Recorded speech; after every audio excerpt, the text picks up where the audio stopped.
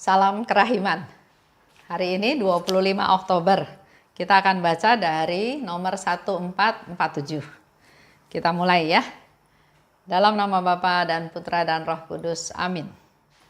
Oh, betapa menyakitkan hatiku bahwa banyak jiwa sedemikian jarang menyatukan diri denganku dalam komuni kudus.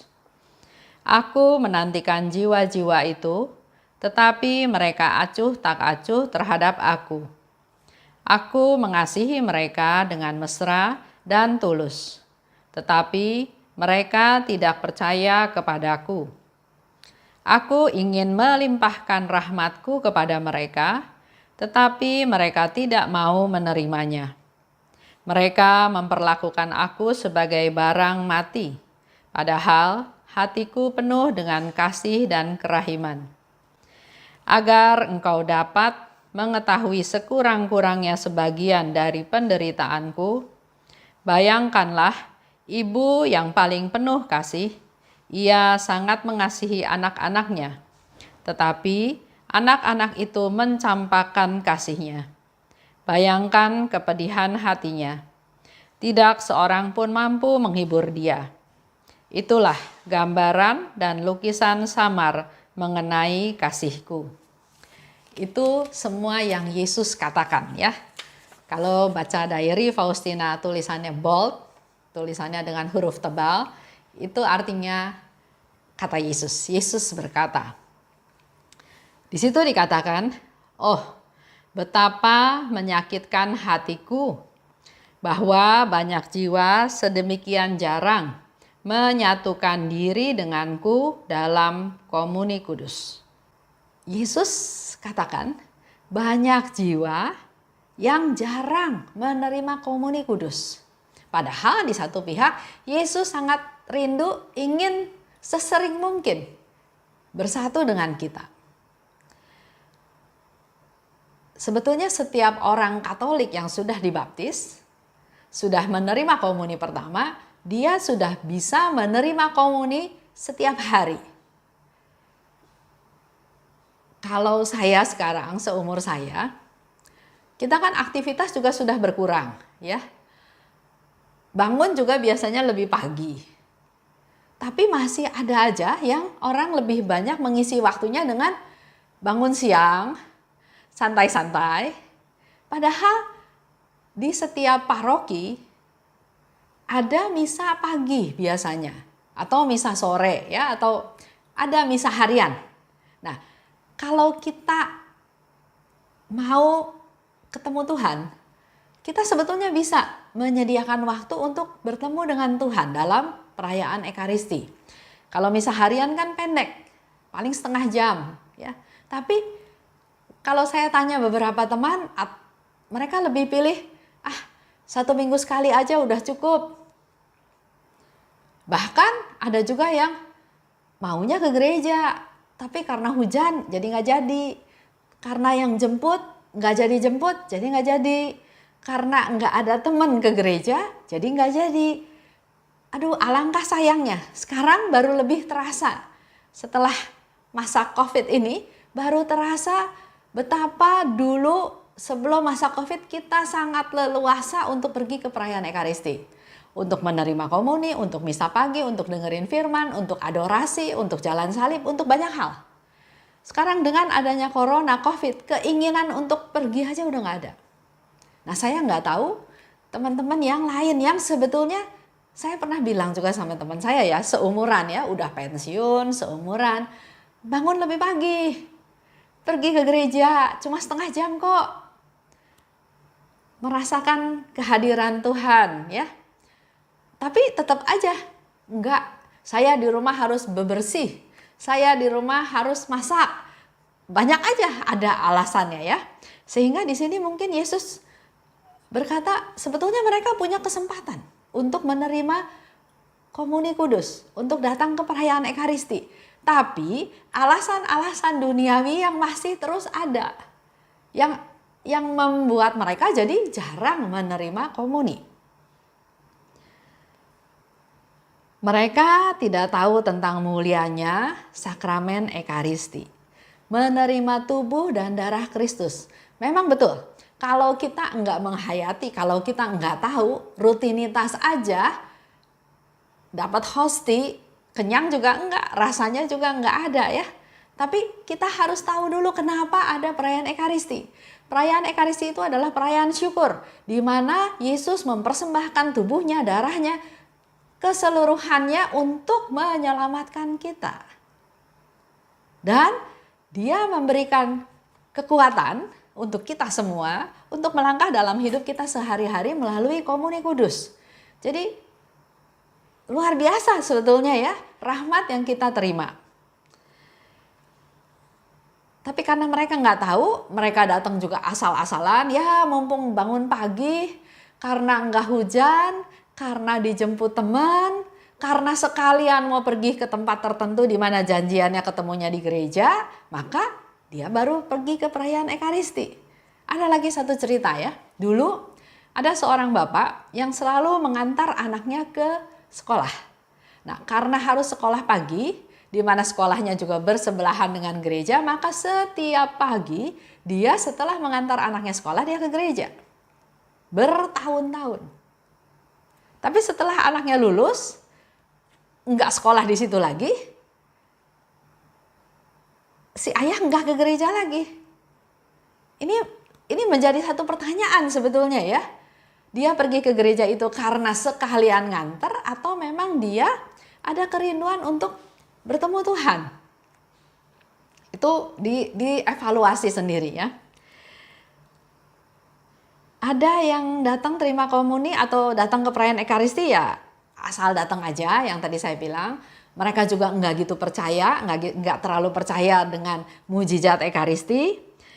Mereka asal sambut aja, tapi juga nggak berpikir bahwa hal itu bisa mempererat. Kalau kita setiap hari, sama seperti kita minum suplemen ya, setiap hari kita minum suplemen itu, sedikit banyak suplemen itu akan berpengaruh dalam tubuh kita. Begitu pula kalau kita menerima komuni, menerima tubuh Kristus, mendengarkan firman Tuhan, harusnya progres hidup kita juga berubah. Dalam hari ini, dalam pengajaran hari ini, Yesus mau katakan bahwa aku sudi datang ke dalam jiwa-jiwa. Sudi menjadi makanan rohani dan makanan fisik. Ya, makanan hosti itu betul-betul menjadi makanan. Contoh seperti yang saya pernah cerita ya, Theresia Neumann ya, orang Jerman. Dia berpuluh-puluh tahun hidup hanya dari hosti kudus. Minum juga enggak. Ya. Jadi hosti itu betul-betul makanan secara fisik dan juga makanan secara rohani. Yesus siap mencurahkan segala macam rahmat, tapi manusia hanya nerima aja. Enggak dipakai. Enggak ada kelanjutannya. Contoh yang gampang. Ada seorang ibu, dia emosinya gampang naik ya. Jadi dia berdoa minta kesabaran. Tuhan kasih kesabaran.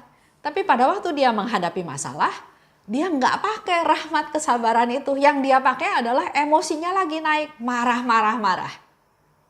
Sebetulnya Tuhan menjawab doanya untuk diberi roh kesabaran. Tapi dia nggak pakai. Roh kesabarannya tetap ada. Yang dia pakai adalah roh egonya, sayanya. Ya, itu yang terjadi. Jadi kita menerima rahmat, tapi rahmat itu nggak kita pakai. Kita enggak membuka diri, kita enggak bersyukur, kita enggak memuliakan Tuhan, bahkan kita juga enggak minta Tuhan datang lagi. Karena fokusnya adalah saya, sehingga kita enggak menerima manfaat daripada menerima komuni tersebut. Yesus katakan lebih lanjut, aku menanti-nantikan jiwa itu, tapi mereka acuh tak acuh terhadap aku. Kalau menurut saya, Tuhan Yesus pasti menggerakkan hati nurani kita masing-masing. Ada keinginan untuk pergi ke perayaan Ekaristi, ada keinginan untuk pergi ke gereja untuk menerima komuni. Tapi sering keinginan tersebut akhirnya ketimpa dengan banyak hal. nggak usah lah, nggak usah suci, nanti seminggu aja, hari Minggu aja pergi ke gerejanya terima komuni. Ada banyak alasan yang membuat panggilan Tuhan itu menjadi kita nggak peka lagi, jadi kita jadi tumpul. Padahal Tuhan di sini katakan, aku menantikan jiwa-jiwa itu, dan Tuhan menggerakkan hati nurani kita untuk datang. Tapi karena kita lebih fokus pada pikiran duniawi, kita jadi nggak peka. Karena kepekaan itu nggak dipelihara, lama-lama malahan jadi tumpul. Makin lama makin nggak bisa dengar suara Tuhan, nggak bisa dengar panggilan Tuhan. Contoh, kalau kita sedang mengalami suatu masalah, ya, ada keinginan atau ada kerinduan ingin pergi ke gereja. Itu juga menjadi salah satu cara Tuhan panggil kita, ya. Saya pernah baca di Alkitab juga di diary bahwa Tuhan itu bisa memakai berbagai cara untuk memanggil kita. Jadi Bapak Ibu harap peka. Kalau ada sedikit aja niat, ajakan, laksanakan. Jangan ragu-ragu. Karena ketemu Tuhan itu nggak ada sesuatu yang jelek, pasti baik. Tuhan itu penyelamat kita, sumber rahmat, sumber pengampunan, Tuhan yang maha kuasa, Tuhan yang tahu segalanya, Tuhan yang lebih besar dari segalanya. Jadi nggak mungkin kita nggak mengalami sukacita kalau ketemu sama Tuhan. Nah, tadi ya Yesus katakan mereka acuh tak acuh. Ya terima boleh, nggak terima boleh ya. Karena mereka nggak tahu maknanya. Nah, saya harap dengan bulan Oktober ini, bulan kita bicara bahas tentang Ekaristi, ada tambahan lagi tentang Carlo yang menjadi Beato, di mana itu juga bicara tentang mujizat Ekaristi. Semoga kita-kita yang tadinya masih suam-suam kuku, yang masih seperti robot, yang nggak terlalu peduli atau nggak percaya, ayo kita percaya bahwa ada banyak mujizat dalam perayaan Ekaristi, dalam Komuni Kudus. Yesus memberikan tubuhnya, ya. Dia memberikan dirinya, dia memberikan kasihnya melalui perayaan Ekaristi tersebut. Dikatakan oleh Yesus, aku mengasihi mereka dengan mesra dan tulus, tapi mereka tidak percaya kepadaku. Coba direfleksi ke diri masing-masing, ya. Sekarang coba dengarkan, Yesus sedang berkata kepada kita, pribadi lepas pribadi.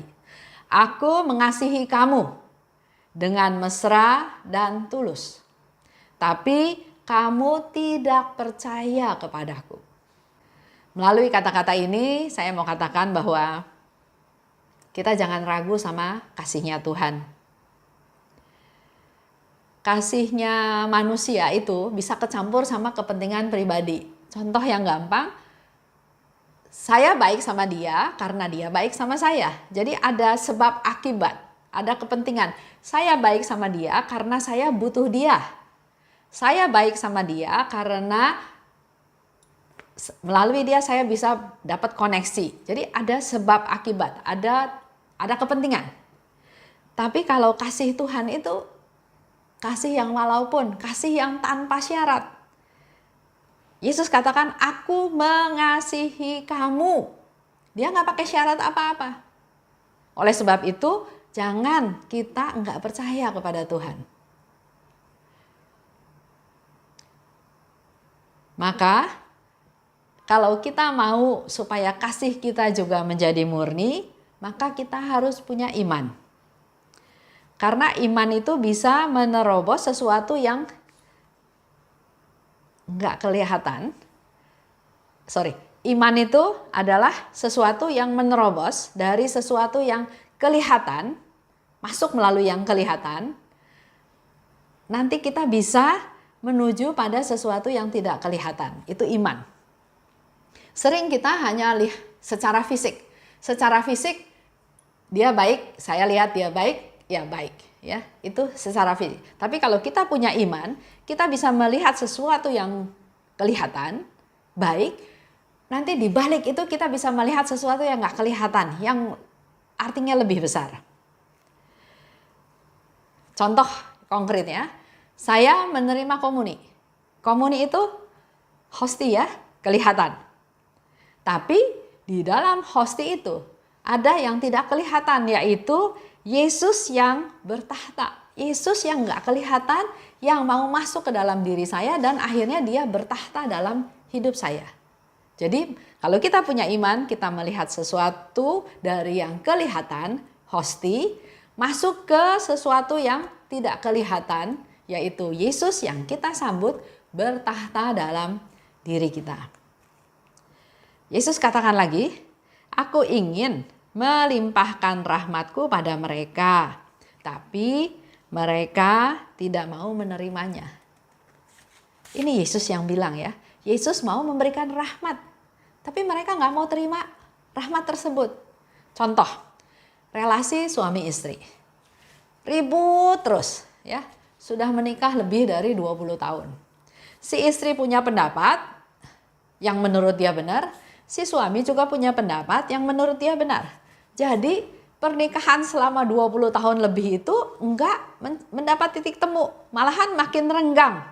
Karena masing-masing bertahan di pendapatnya sendiri yang merasa benar. Kalau kita balik lagi ke janji pernikahan, 2 menjadi 1. Mencintai, menghormati dalam untung dan malang, dalam sehat dan sakit. Saling mengasihi, saling menghargai, saling mengampuni, saling menolong. Tuhan mau memberikan rahmat kepada 2 orang ini dengan memberikan rahmat kesabaran. Si istri diberi rahmat kesabaran supaya dia melihat suaminya yang begini.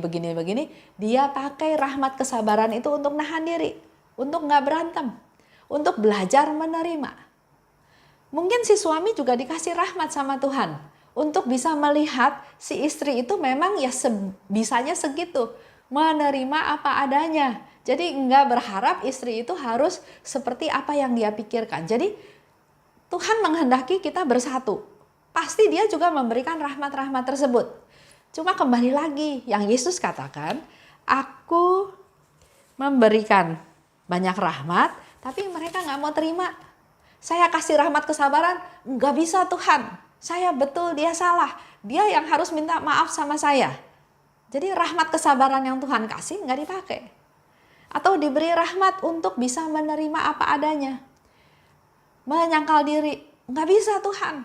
Saya mau istri saya bisa ini. Rahmatnya nggak dipakai. Jadi Tuhan memberikan banyak rahmat, tapi rahmatnya nggak dipakai sehingga yang terjadi bukan persatuan, tapi adalah perpecahan. Lanjut ya. Di situ Yesus katakan lagi, agar engkau dapat mengetahui sekurang-kurangnya sebagian penderitaanku. Bayangkanlah ibu yang penuh kasih, ia sangat mengasihi anak-anaknya, tapi anak-anak itu mencampakkan kasihnya. Bayangkan kepedihan hatinya. Jadi Yesus sekarang memberikan satu contoh yang konkret betapa dia sebetulnya menderita, betapa dia sebetulnya sedih karena sikap kita yang masa bodoh, yang acuh tak acuh, yang gak mau terima rahmatnya. Yesus memberikan contoh seorang ibu yang sangat mengasihi anaknya. Anaknya belum pulang, baru kasih kabar seminggu kemudian mau pulang, dia udah siap-siap di rumahnya beli makanan, siap masakan yang disukai oleh anaknya. Suasana hatinya sukacita karena dia mau menyambut anaknya datang, anaknya pulang. Kebutuhan dia, keperluan dia abaikan karena dia fokus, dia mau menyenangkan anaknya. Tapi waktu anaknya pulang, anaknya datang, boro-boro lihat makanan yang disiapin mamahnya. Cuma nengok sebentar, mah apa kabar, sehat? Ya udah, saya harus pergi lagi. Saya nggak nginep di rumah, saya nginepnya di hotel. Karena perusahaan menyediakan saya hotel bintang 5. Saya harus bergaul dengan orang-orang yang setara dengan saya. Ini bisnis. Mamanya kan pasti kecewa. Dia sudah mempersiapkan diri sedemikian rupa. Dia sudah memasak apa yang disukai anaknya. Menyiapkan apa-apa yang disukai anaknya. Tapi anaknya hanya, hey, sebentar, terus sudah gitu hilang. Nah, ini yang Yesus katakan. Bayangkan, pasti mamanya sedih. Saya pernah dengar satu negarawan ya, satu orang terkenal di Indonesia juga. Dia bilang dia punya anak banyak. Anaknya pintar-pintar semua, hebat-hebat semua. Dia bangga karena ternyata dia bisa punya turunan yang hebat, yang pintar-pintar, dan mereka kaya, mereka mampu semuanya. Dia sebagai orang tua dia merasa berhasil karena anaknya mandiri, sukses, terkenal. Tapi setelah istrinya meninggal, dia baru merasakan hidup dia itu sebetulnya sendiri, kesepian. Enggak seperti yang dia bayangkan suatu keluarga yang bahagia. Karena setelah istrinya meninggal, dia baru kerasa bahwa dia ini nggak punya siapa-siapa. Memang dia punya anak banyak, tapi anaknya sibuk dengan kesibukannya masing-masing, dengan keluarganya masing-masing, dengan anaknya masing-masing, dengan aktivitasnya masing-masing. Nengok dia aja udah nggak ada waktu. Ini juga sama ya, satu perumpamaan di mana dia katakan, saya gagal jadi orang tua. Karena ternyata saya di masa tua saya yang saya alami adalah seperti ini. Kesepian. Punya uang banyak juga nggak ada gunanya. Punya anak banyak juga nggak kerasa punya anak karena semua sibuk masing-masing. Nah begitu pula kita balik dengan ceritanya Yesus dalam perayaan Ekaristi, dalam Komuni Kudus. Dia sangat menantikan kita datang. Dia ingin bersatu, dia ingin memberi kesukaan kita, dia ingin memberi kebutuhan kita, dia ingin memberikan apa yang dia punya. Tapi kita cuma datang, hey, udah itu pulang, nggak anggap semuanya lagi. Bahkan Yesus dianggap benda mati, diterimanya acuh tak acuh, nggak penting seolah-olah. Lanjut ya. Kita harus tahu juga bahwa si jahat itu selalu memerangi kasih. Jadi Yesus yang adalah kasih ingin memberikan kasihnya kepada ciptaannya, kepada kita semua. Tapi ingat, ada si jahat yang nggak suka kalau kita mengalami kasih Tuhan. Maka si jahat ini harus dilawan. Harus dilawan, jangan diikuti. Nah, si jahat ini apa yang tadi diceritakan? Banyak gangguannya. Pekerjaan, karir yang makin hebat, kekayaan yang makin numpuk, kesibukan, gaya hidup, macam-macam ya. Tanpa kita sadari kita sudah masuk ke dalam godaan-godaan tersebut. Sederhana aja, si jahat itu bisa masuk ke sikap kita yang acuh tak acuh. Sikap kita yang sibuk sama urusan lain. Sehingga kasih yang Tuhan berikan kepada kita itu enggak berkembang. Kalau kita sibuk bisnis, karir, pangkat ya, yang terjadi adalah persaingan, rebutan kursi. Otomatis ada hal-hal yang mungkin secara tidak halal atau tidak wajar dilakukan karena mau rebut itu. Jadi bukan cinta yang berkembang, tapi yang berkembang adalah permusuhan. Merasa hebat, rakus, kesombongan, dan banyak hal. Nah inilah yang harus kita lawan. Dan kita lawan melalui Komuni Kudus. Menerima firman Tuhan, mendengarkan Tuhan, membiarkan Tuhan berkarya dalam hati kita, membuat hati kita peka untuk melaksanakan kasih yang dari Tuhan, maka pelan-pelan si jahat itu tidak akan mempengaruhi kita lagi atau menguasai kita lagi. Itu aja untuk hari ini ya. Kita tutup dengan doa. Dalam nama Bapa dan Putra dan Roh Kudus, amin. Allah Bapa yang Maha Baik, kami bersyukur dan berterima kasih karena kami semakin lagi diberi pencerahan oleh-Mu mengenai kerinduan akan Putramu Tuhan kami Yesus Kristus bersatu masuk ke dalam diri kami masing-masing. Ampuni kami bahwa kami sering acuh tak acuh, sering masa bodoh, bahkan kami lebih mengutamakan hal-hal duniawi. Ampuni kami ya Tuhan karena kami berdosa, karena kami sudah menyia-nyiakan kasih yang berasal daripada-Mu.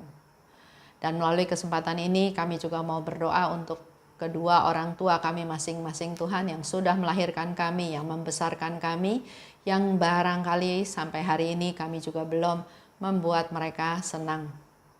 Ampuni kelalaian kami ya Tuhan, agar kami masih tetap diberi waktu untuk bisa bersama dengan mereka, mengasihi mereka, memperhatikan mereka di masa tuanya. Terima kasih Tuhan, dalam nama Yesus kami berdoa dan bersyukur. Amin. Dalam nama Bapa dan Putra dan Roh Kudus. Amin. Salam kerahiman.